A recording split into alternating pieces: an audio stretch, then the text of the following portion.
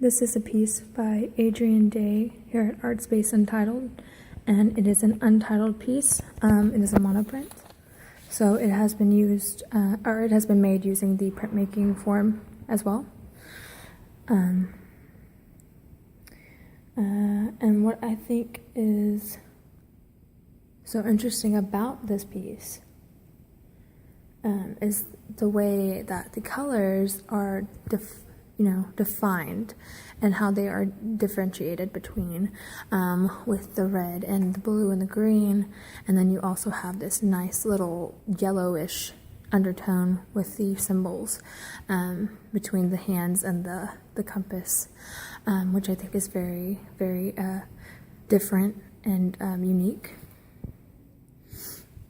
And the way that it feels is somewhat rough, like more of a dry feeling to it, like hard paper or dried out paper that's just been not touched, or maybe all the paint on top of it has been sitting there for a while, so it's hardened and dry.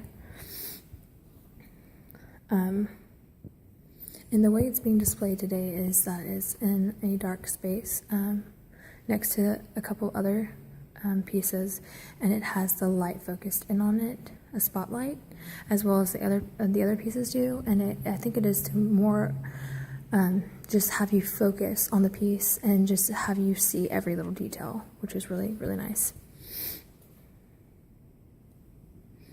And when I look at this, it makes me feel divided.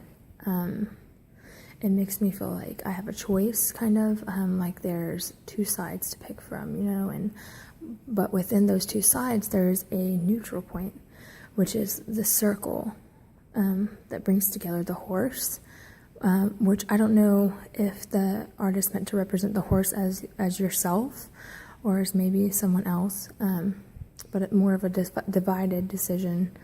And on one side you have the hands with kind of a crossing between the ropes, which to me represents maybe something that you have to kind of get your way through, like a maze almost. And then on the other side you have the compass, which could represent a number of things, but mainly to me it would probably represent the path that you're choosing to take, maybe, with that.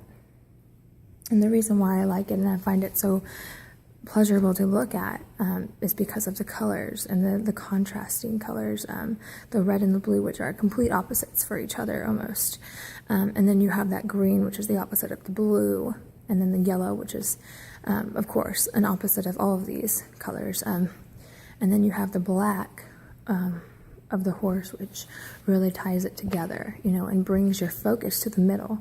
Yet you know what's going on around you. You know what's the differences between all of these colors. You know that there's something on every side, waiting around every corner. But yet you have this center, and this piece that just brings it all together, that draws you in, and that holds you together. And that would be the circular. The kind of the circular pattern that they have there in the middle, that the artist had put in the middle there to kind of center you and balance out both sides of this. So I find that very interesting. And as you can see on the other side, the